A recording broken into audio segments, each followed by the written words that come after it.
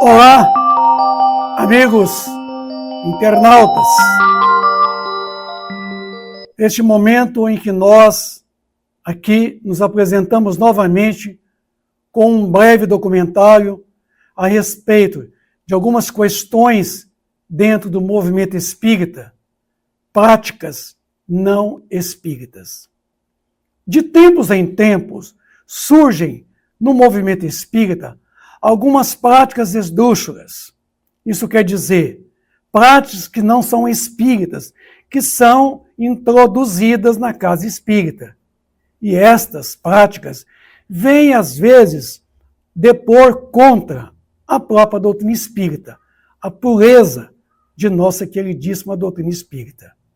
Exemplo, cromoterapia, apometria, certo? Curandeirismo, yoga, a questão da farmácia, a questão do reiki, das terapias de vidas passadas, certo?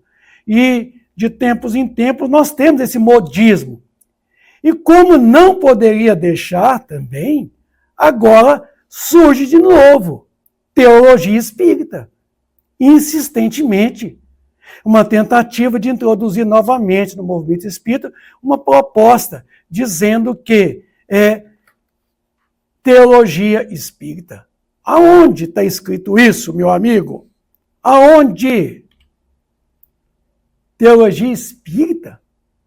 Inadmissível para nós espíritas a ideia de teologia espírita. Uma vez que a doutrina espírita, em seus princípios básicos, ela estuda Deus, o espírito ou alma, que é a mesma coisa, a imortalidade destes, as penas e recompensas futuras, certo? Que vai culminar na pluralidade das existências e dos mundos habitados. Então, como teologia espírita? Como? Certo? Agora vem de novo a SBE, a Sociedade Brasileira de Estudos Espíritas, lá do Paraná, em Curitiba, a faculdade, certo? Que vem trazer de novo essa ideia de que o Brasil terá o primeiro curso superior ainda de teologia espírita a partir do próximo ano, em que o MEC concordou e aprovou. Minha santa paciência, estão brincando com a coisa, certo?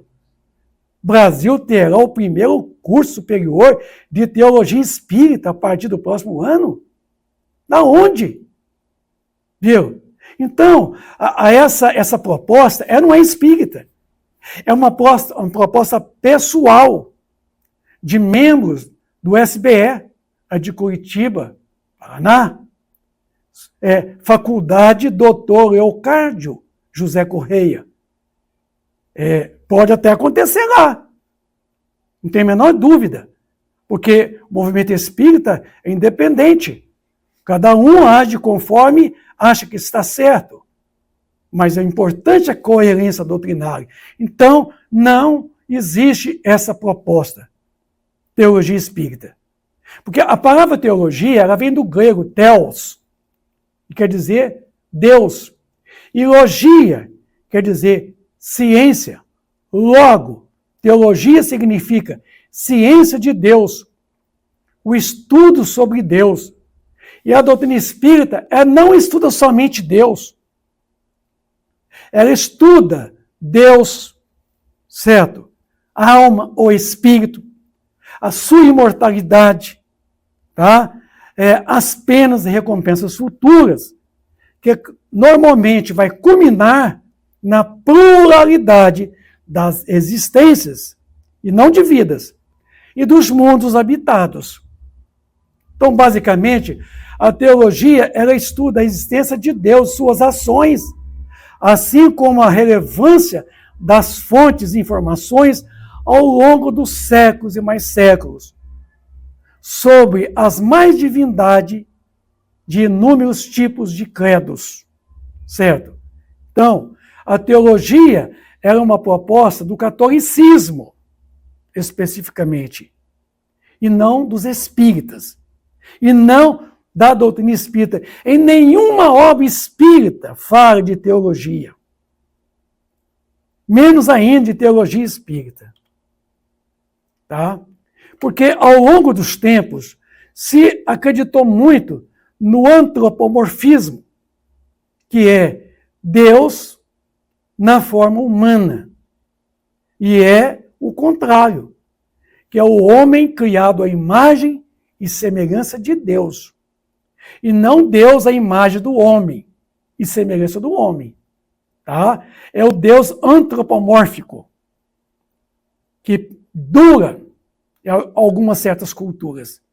Essa não é a proposta espírita. E criou Deus o homem à sua imagem e semelhança. Gênesis 1, 26. Criado à sua imagem, porque Deus é criador.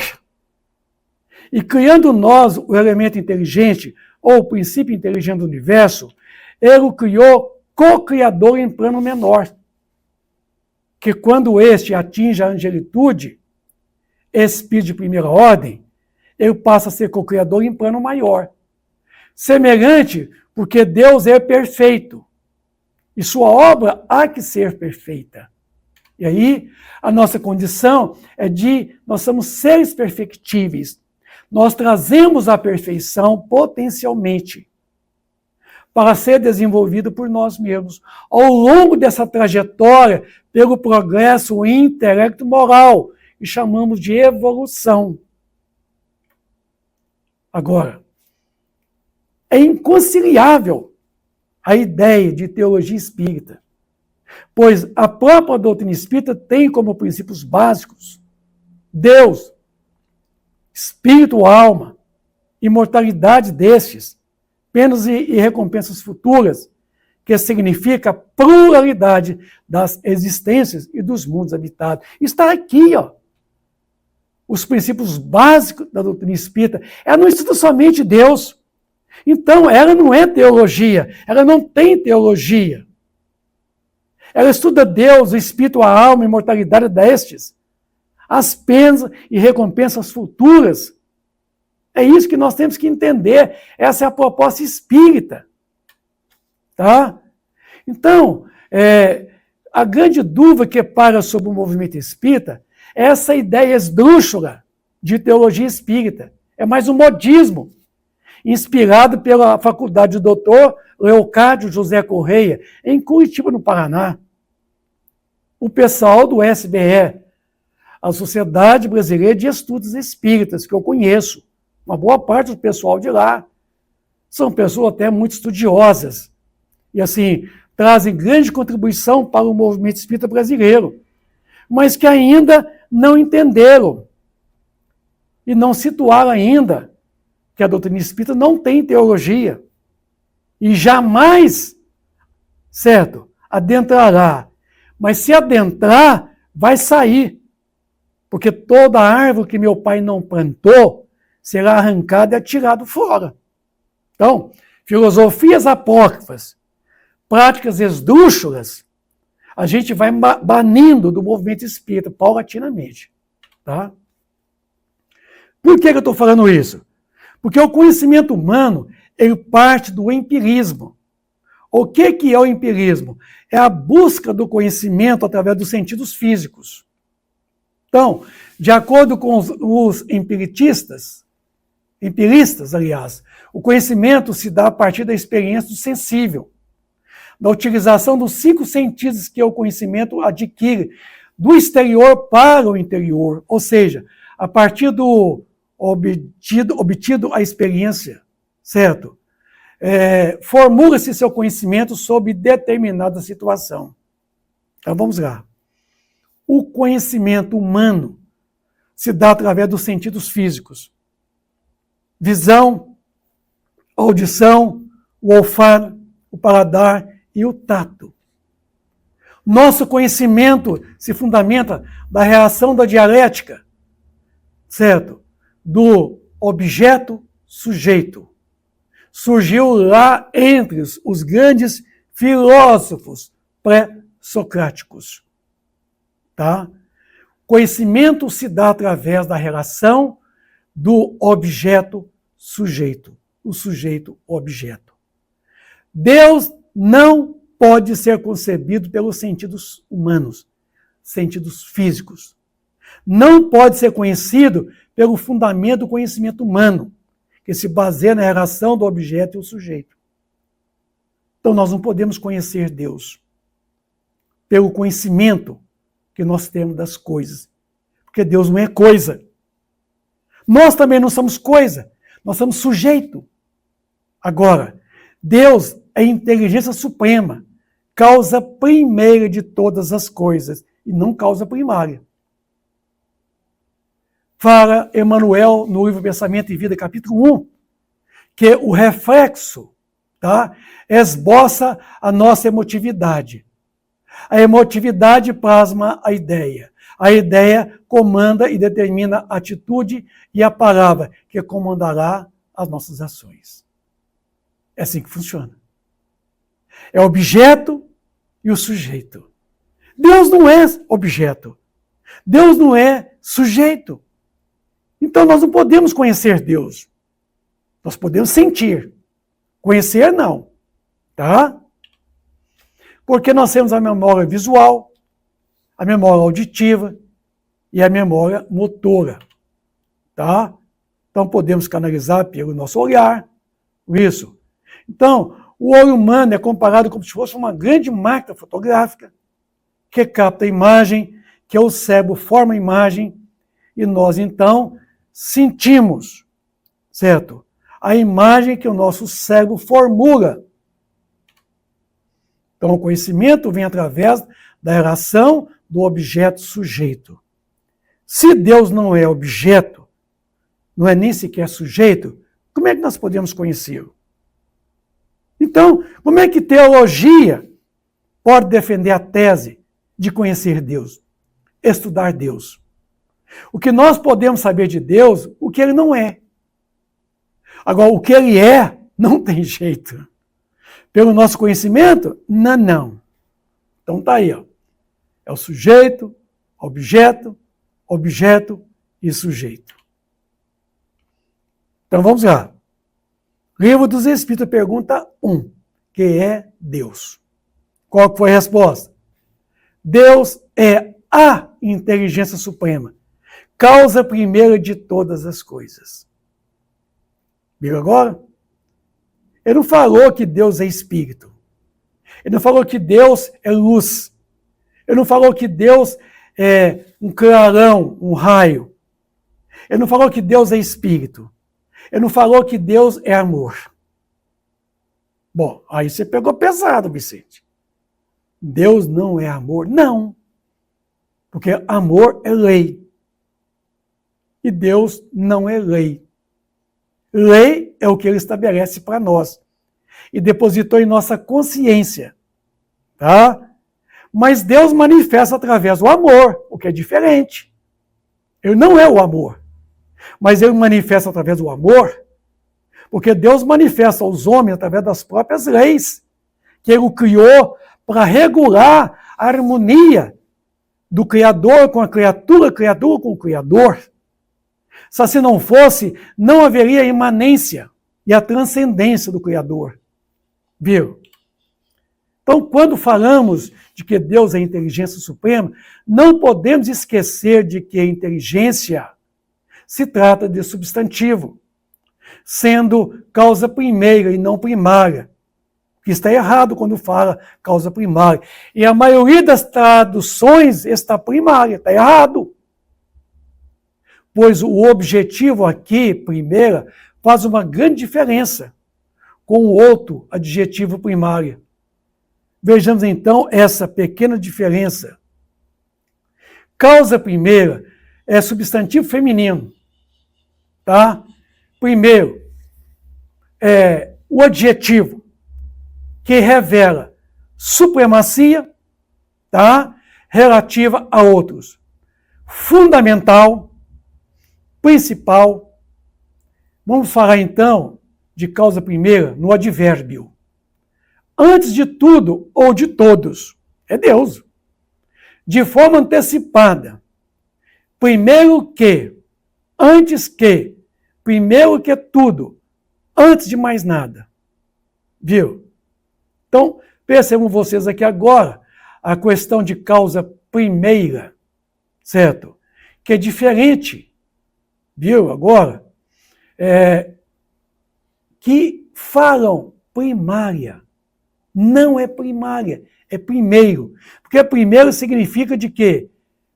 Quando fala de adjetivo, que precede os outros no tempo, no lugar e na ordem.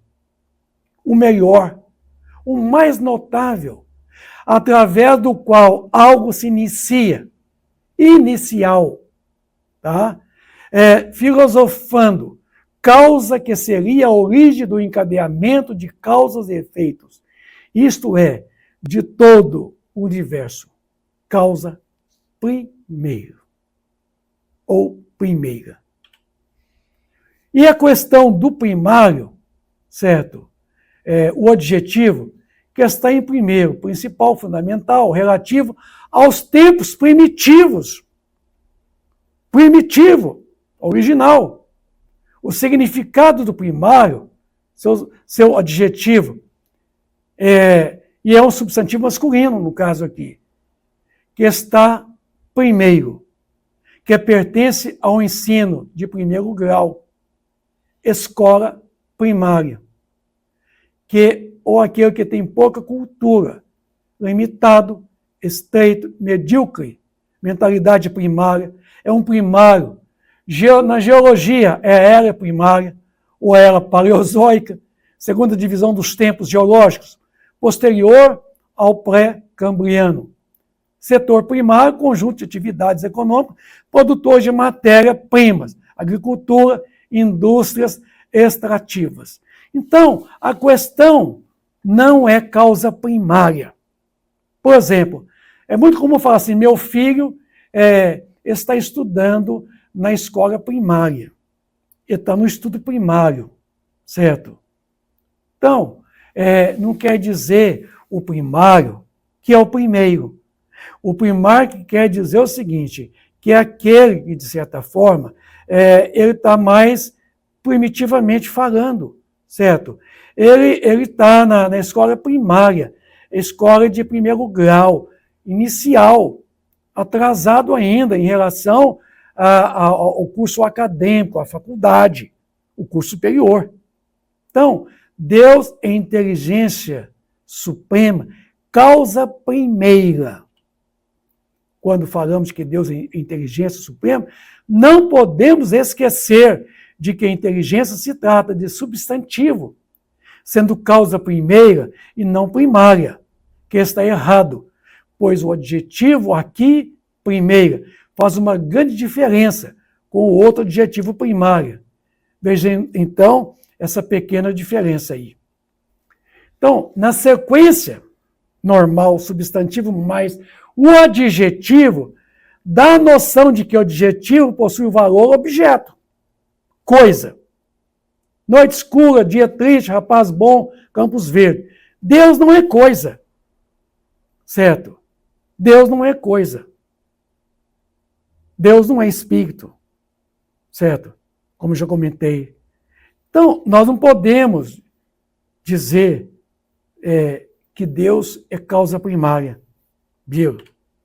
Porque, enquanto que na sequência o adjetivo ele vem antes do substantivo, ele dá a noção de que o adjetivo ele vai assumir um valor subjetivo.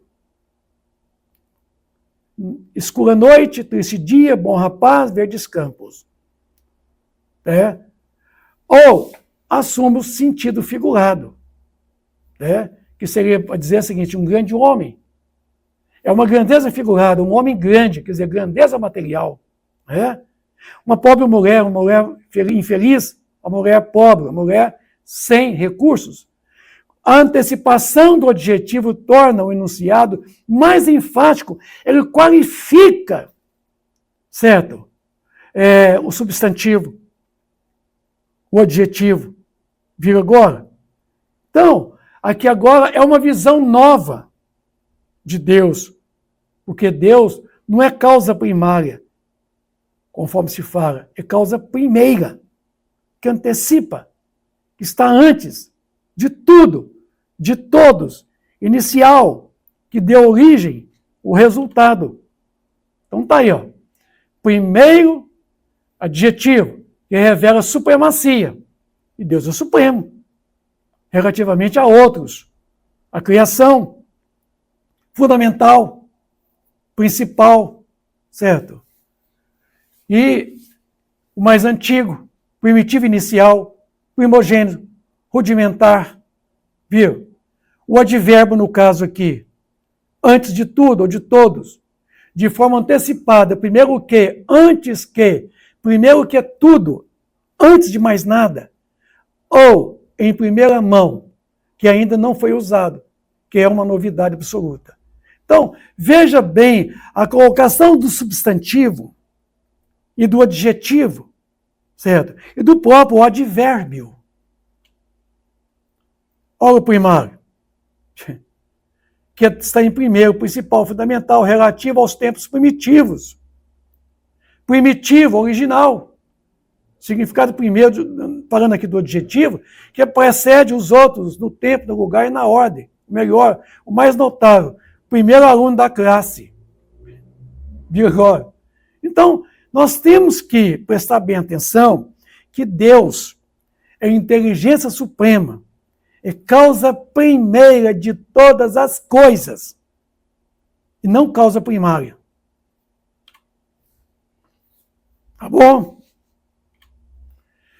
Os sentidos físicos não nos permitem encontrar o essencial, o profundo, o sentido das coisas. Pergunta 10 do Livro dos Espíritos. Pode o homem compreender a natureza íntima de Deus?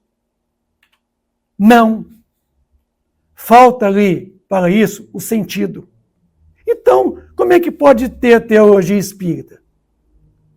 Se a pergunta 10 está dizendo que nós não podemos, pela sua respectiva resposta, se nós podemos compreender a natureza íntima de Deus, e a resposta foi dita que não, porque nos falta um sentido, como é que pode ter teologia espírita?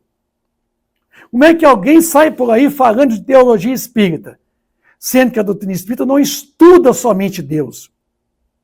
Como? Nos falta um sentido.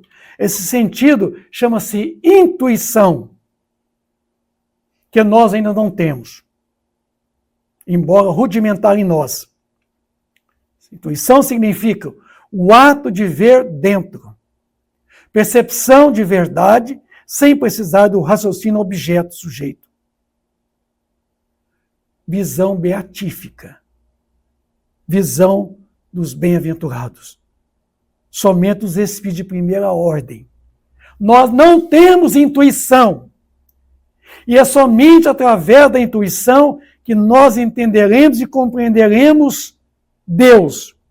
Não pelo raciocínio, fundamentado no objeto-sujeito. Sujeito e objeto. Tá? Mas pela visão introspectiva, de voltarmos para dentro de nós mesmos e, através de nós mesmos, encontrarmos o Criador na criatura. Porque Deus é imanente e transcendente a todas as criaturas. Deus manifesta aos homens através dos próprios homens. Será dado um dia o homem compreender o mistério da divindade? Pergunta 11 do Livro dos Espíritos. E aí? Quando não mais tiver o espírito obscurecido pela matéria, o materialismo, quando pela sua perfeição se houver aproximado de Deus, ele o verá e o compreenderá. Então, como que você explica, ô turma, o SBE, como é que vocês explicam teologia espírita? O que vocês vão falar nessa faculdade, Dr. Leocárdio? Falar de teologia espírita? Como é que vocês vão explicar Deus? Se nós não podemos aqui, pela nossa condição de materialismo exacerbado, conhecer, compreender, entender Deus. Lá no livro A Gênese, capítulo 2, quando fala de Deus, da natureza divina, item 8, não é dado ao homem sondar a natureza íntima de Deus. Para compreendê-lo, ainda nos falta o sentido próprio, que só se adquire por meio da completa depuração do espírito. Então, meu amigo, intuição, certo? É quinhão senão de espíritos elevados de primeira ordem. Não tem teologia espírita, não, tá? Mas se não pode penetrar na essência de Deus, o homem, desde que aceite como premissa a sua existência, pode, pelo raciocínio, chegar a conhecer-lhes os atributos necessários. Porquanto, vendo que ele absolutamente não pode ser, sem deixar de ser Deus, deduz daí o que ele deve ser. Então, fica fácil. Nós podemos entender e compreender tudo que ele não é. Deus não é coisa. Deus não pode ser força. Deus não pode ser luz. Deus não pode ser espírito. Deus não pode ser amor. Mas ele pode manifestar-se através de tudo isto. Porque ele está presente na própria obra. Ele é o obrador. Ele é o criador. Ele é imanente. O Espírito é o corolário de Deus. O Espírito explica o Criador. Sem o conhecimento dos atributos de Deus, impossível seria compreender-se a obra da criação. Esse ponto de partida de todas as crenças religiosas. E é por não se terem reportado a isso como farol capaz de poder nos orientar, que a maioria das religiões errou em seus dogmas, colocando o antropomorfismo, Deus criado à imagem do homem. Deus antropomórfico. As que não atribuíam a Deus a onipotência, imaginaram muitos deuses. As que não lhe atribuíram soberana bondade fizeram dele um Deus cioso, colérico, parcial, vingativo, guerreiro, bravo, que manda matar, que manda para a guerra. E até hoje, essa ideia dura. Essa ideia perdura no pensamento de algumas filosofias que estão soltas por aí, que vão para a guerra em nome de Deus e matam em nome de Deus. Yahvé, certo? Jeová. Vamos pensar muito bem, meus amigos. Então vamos lá. Atributos de Deus. Deus é a suprema e soberana inteligência. É limitada a inteligência do homem, pois que não pode fazer nem compreender tudo que existe. A de Deus, abrangendo o infinito, tem que ser infinita. Não dá para restringir esse conhecimento. Se supuséssemos limitada num ponto qualquer, poderíamos conceber outro ser mais inteligente, capaz de poder compreender e fazer o que primeiro não faria, e assim por diante até o infinito. Vejamos então os atributos dele. Capítulo 2, tá? Do livro A Gênese, do item 10. Deus é eterno.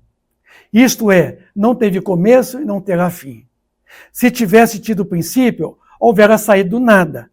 Ora, não sendo nada coisa alguma, coisa nenhuma pode produzir.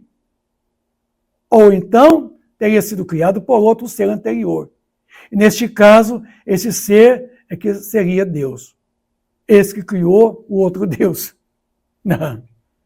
Isso é besteira. Isso é tolice, certo? Deus é eterno. Primeiro que o tempo não existe. O tempo não é objetivo. O tempo é subjetivo. O tempo é uma necessidade temporária, certo? O tempo é uma sucessão das coisas numa linha do espaço. Então o tempo não existe. para o espírito, para a alma, certo? Se lhe supuséssemos um começo ou fim, poderíamos conceber uma entidade existente antes dele e capaz de lhe sobreviver e assim por diante ao infinito. Então Deus não seria único. Deus é imutável. Se tivesse sujeito às mudanças, nenhuma estabilidade teriam as leis que regem o universo. Deus é imaterial, isto é, sua natureza difere de tudo que nós chamamos de matéria. Então não pode ser coisa. Você não pode conhecer Deus, porque nós só podemos conhecer as coisas. Tem coisas que nós não conhecemos. Se diz que o universo é formado de 70% de energia escura, 24% de matéria escura, e somente 4% de matéria que nós concebemos. Nós não conhecemos a matéria escura do universo, nem a energia escura. Como é que nós podemos conhecer Deus? De outro modo, não seria imutável, pois estaria sujeito às transformações da matéria. Então Deus é imutável, certo? Ele não pode ser mutável. Se ele fosse mutável, ele transformaria de acordo com as transformações da matéria. Então, ele não seria imutável, mas ele é imutável. Deus carece de forma apreciável pelos nossos sentidos. Sem o que seria matéria? Dizemos, a mão de Deus, o olho de Deus, a boca de Deus, porque o homem, nada mais conhecendo além de si mesmo, toma a si próprio por termo de comparação para tudo que não compreende. Portanto, que nasceu aí o antropomorfismo, Deus criado à imagem do homem. Dizem que Deus é um homem, gordão, sentado num trono, de barba branca, de cabelos longos e brancos, e que os anjos banando ele com as penas. Ah, tenha dó. São ridículas essas imagens de que Deus é representado pela figura de um ancião de longas barbas, envolto a um grande manto. Tem o inconveniente de rebaixar o ente supremo até as mesquinharias, proporções da humanidade. Dali, se emprestar às paixões humanas e a fazerem um Deus colérico, cioso, não vai mais do que um passo. Viu? Deus onipotente. Se não possuísse o poder supremo, sempre se poderia conceber uma entidade mais poderosa. E assim por diante, tá? Até que chegar-se ao ser cuja potencialidade nenhum outro ultrapassasse. Esse então é que seria Deus. Deus é soberanamente justo e bom. Deus soberanamente justo e bom. A providencial sabedoria das leis divinas se revela nas mais pequeninas coisas, como nas maiores, não permitindo essa sabedoria que se duvide da sua justiça, nem da sua bondade. Então, Deus é justo, Deus é bom, certo? O fato de ser infinita uma qualidade exclui a possibilidade de uma qualidade contrária, porque esta apoucaria ou anularia. Um ser infinitamente bom não poderia conter a mais insignificante parcela de malignidade, quer dizer, ser maligno. Nem o ser infinitamente mau conter-se a mais insignificante parcela de bondade. Do mesmo modo que um objeto não pode ser de um negro absoluto com a mais ligeira nuance de branco, nem de um branco absolutamente com a mais pequenina mancha preta. Tá? Essa distinção é fator importante. Deus, pois, não poderia ser simultaneamente bom e mau. Por quê? Então, não possuindo qualquer dessas duas qualidades, no grau supremo, não seria Deus. Todas as coisas estariam sujeitas ao seu capricho e para nenhuma haveria a estabilidade. Então Deus é perfeito. soberanamente justo e bom. Não poderia ele, por conseguinte, deixar de ser ou infinitamente bom ou infinitamente mal. Ora, como suas obras dão testemunho da sua sabedoria, da sua bondade, da sua solicitude, concluir-se-á que não podendo ser ao mesmo tempo bom ou mal, sem deixar de ser Deus, ele necessariamente tem que ser infinitamente bom. Ele não pode ser duas coisas. Então, esse Deus irascível, mau, guerreiro, bravo, e que manda para a guerra, esse não é Deus Pai. Como dizia Jesus, Deus é Pai. Deus é Pai. Então foi Jesus que disse que Deus é Pai. A soberana bondade implica a soberana justiça. Porquanto, se ele procedesse injustamente ou com parcialidade, numa só circunstância que fosse, ou com relação a uma só de suas criaturas, já não seria soberanamente justo e, em consequência, já não seria soberanamente bom. Então, Deus sempre será bom, em qualquer das circunstâncias. Deus é infinitamente perfeito. É impossível conceber-se Deus sem o infinito das perfeições, sem o que não seria Deus, pois sempre se poderia conceber um ser que possuísse o que lhe faltasse, para que nenhum ser possa ultrapassá-lo. Faça mistério que ele seja infinito em tudo. Então, são os atributos que estamos falando. Conhecer ele, não. Mas podemos ter conhecimento daquilo que é dele, das qualidades dele. Sendo infinitos, os atributos de Deus não são suscetíveis nem de aumento, nem de diminuição, visto que, de contrário, não seriam infinitos e Deus não seria perfeito. Se retirasse qualquer um dos atributos, a mais mínima parcela, já não haveria Deus, pois que poderia existir um ser mais perfeito do que este. Deus é único. A unicidade de Deus é consequência do fato de ser infinita as suas perfeições. Não poderia existir um outro Deus, salvo sob a condição de ser igualmente infinito em todas as coisas, visto que, se houvesse entre eles a mais ligeira diferença, um seria inferior ao outro, subordinado ao poder deste. Então, não seria Deus. Se houvesse entre ambos igualdade absoluta, isso equivaleria a existir de toda eternidade o mesmo pensamento, uma mesma vontade, o mesmo poder. Confundidos assim quanto à identidade, não haveria em realidade mais que um único Deus. Então, a mitologia caiu por terra. Tá?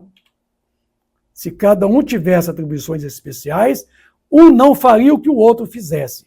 Mas então, não existiria igualdade perfeita entre eles, pois que nenhum possuiria a autoridade soberana. E para terminar os atributos, Deus é farturento. Deus a tudo provê, desde o alimento do corpo físico até o alimento da alma. Deus não coloca a comida no ninho dos pássaros, certo? Mas ele dá de comer, mas ele não coloca comida no ninho. Ele espera que a tudo ele nos provê, mas ele quer que nós, pela lei do trabalho, busquemos o próprio alimento. E Deus é farturento. Em resumo, Deus não pode ser Deus senão sob a condição de que nenhum outro ultrapassasse. Porquanto, o ser que excedesse no que quer que fosse, ainda que apenas na grossura de um cabelo, é que seria verdadeiramente o Deus. Para que tal não se dê, indispensável se torna que ele seja infinito em tudo. É assim que é comprovada pelas suas obras a existência de Deus, por simples dedução lógica, que chega a determinar os atributos que o caracterizam. Atributos. Deus é, pois, a inteligência suprema e soberana. É único, eterno, imutável, imaterial, onipotente, soberanamente justo e bom, infinito em todas as perfeições, e não pode ser diverso disso. Tal o eixo sobre que repousa o edifício universal, a criação. Este o farol cujos raios se estendem por sobre o universo inteiro. Única luz capaz de poder guiar o homem na pesquisa da própria verdade. Os grandes construtores, certo, co-criadores em plano maior, que é a espiritualidade. Os prepostos do Cristo. E sendo o Cristo também um dos co-criadores do plano maior, da primeira ordem de espíritos crísticos, co-criador em plano maior. Orientando-se por esta luz, ela nunca se transviará. Se, portanto, o homem há errado tantas vezes, é unicamente por não ter seguido o roteiro que estava indicado na própria consciência, as leis divinas. Tal também é o critério infalível de todas as doutrinas filosóficas e religiosas. Para apreciá-las, dispõe o homem de uma medida rigorosamente exata nos atributos de Deus e pode afirmar a si mesmo que toda teoria, todo princípio, todo dogma, toda crença, toda prática que estiver em contradição com um só que seja desses atributos, que tenha não tanto anulá-lo, mas simplesmente a diminuí-lo, não pode estar com a verdade. Então, meus amigos, cadê a teologia espírita? Não existe. Não existirá. Em filosofia, em psicologia, em moral, em religião, só há de verdade o que não se afaste. Nem um tio das qualidades essenciais da divindade. A religião perfeita será aquela de cujos artigos de fé nenhuma esteja em oposição àquelas qualidades. Aquela cujos dogmas todos suportem a prova dessa verificação sem nada sofrerem.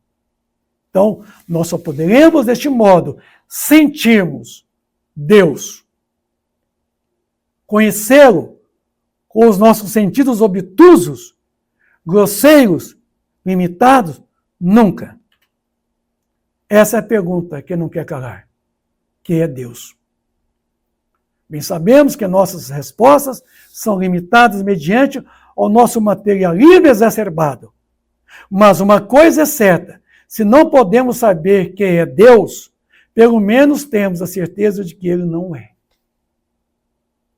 E pelos atributos dele, nós podemos medir a sua bondade, o seu poder, a sua glória, a sua sabedoria, onipotência, onipresente, onisciência, os seus atributos.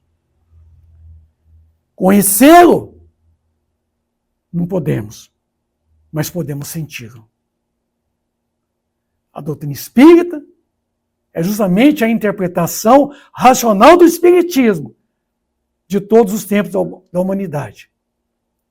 Por se tratar de uma ciência, ela tem seu principal objetivo: estudar, pesquisar e comprovar aquilo tudo que o espiritismo lá no passado dissera de forma sobrenatural, maravilhoso e fantástico. A doutrina espírita comprova a verdade. Ela demonstra por meio de provas irrecusáveis a existência, a natureza do mundo espiritual, suas relações com o mundo corporal. E ela não o mostra mais como antigamente, quando tudo era tirado aos domínios do sobrenatural, do maravilhoso, do fantástico.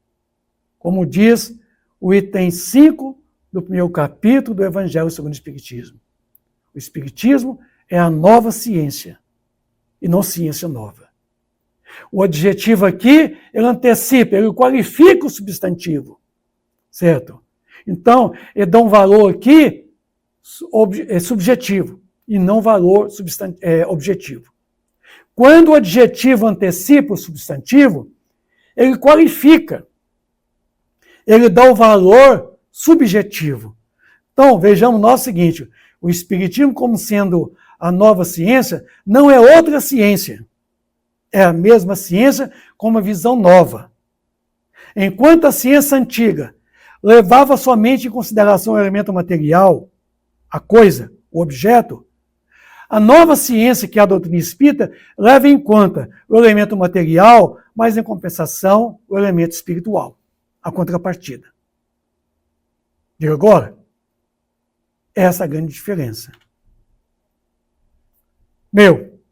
Cadê a teologia espírita?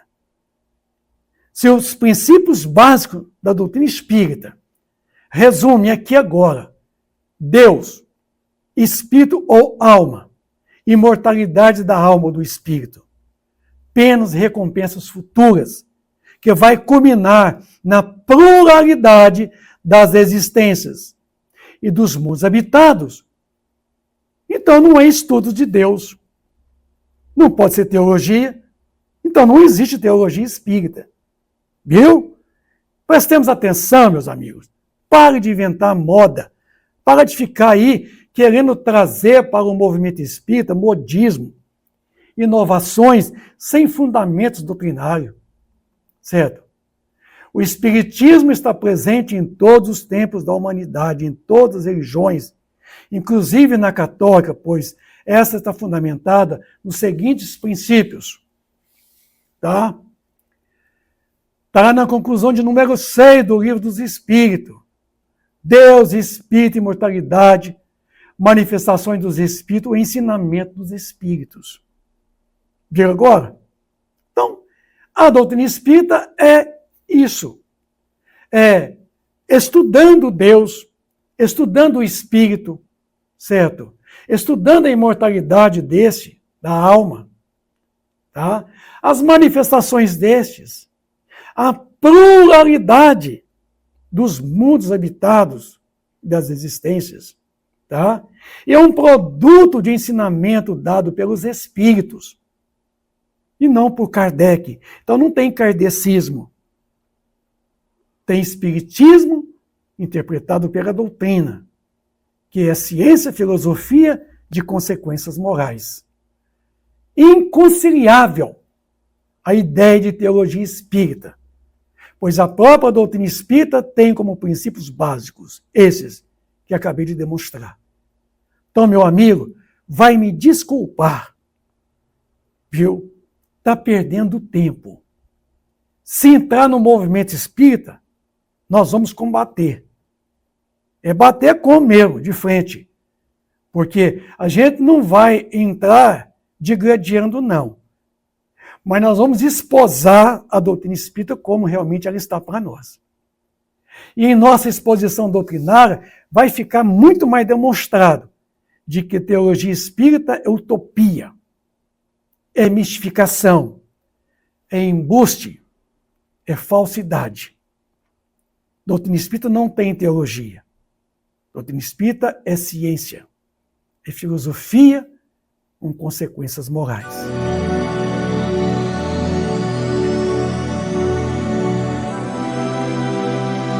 Então, meus amigos,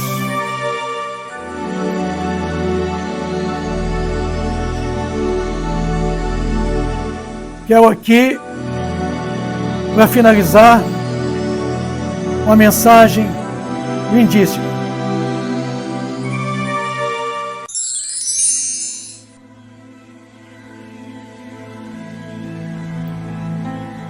O universo é obra inteligentíssima, obra que transcende a mais genial inteligência humana. E, como todo efeito inteligente tem uma causa inteligente, é forçoso inferir que a do universo é superior a toda a inteligência. É a inteligência das inteligências é causa das causas, a lei das leis, o princípio dos princípios, a razão das razões, a consciência das consciências. Deus é Deus. Nome 1000 vezes santo que Isaac Newton jamais pronunciava sem descobrir-se. É Deus. Deus que vos reverais pela natureza, vossa filha, nossa mãe. Reconheço-vos eu, Senhor, na poesia da criação, na criança que sorri, no ancião que tropeça, no mendigo que implora, na mão que assiste, na mãe que vela, no pai que instrui, no apóstolo que evangeliza. Deus, reconheço-vos eu, Senhor, no amor da esposa, no afeto do filho, na estima da irmã, na justa do justo, na misericórdia do indulgente, na fé do pio, na esperança dos povos, na caridade dos bons, na inteireza dos íntegros.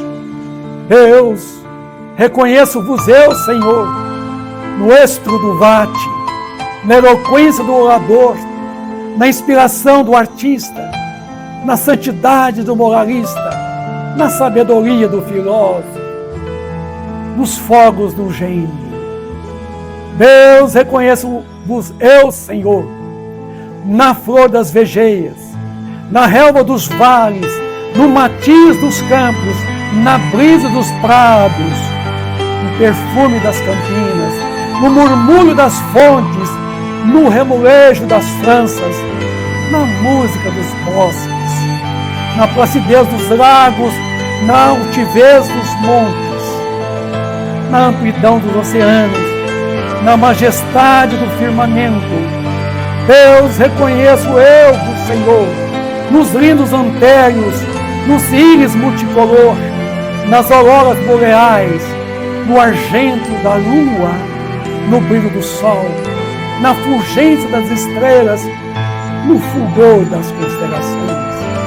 Deus, reconheço-vos eu, Senhor, na formação das nebulosas, na origem dos mundos, na gênese dos sóis, no braço das humanidades, na maravilha do esplendor, no sublime do infinito. Deus, reconheço-vos eu, Senhor, com Jesus quando ora, Pai nosso que estais nos céus, ou com os anjos quando cantaram, glória a Deus nas alturas, aleluia, aleluia.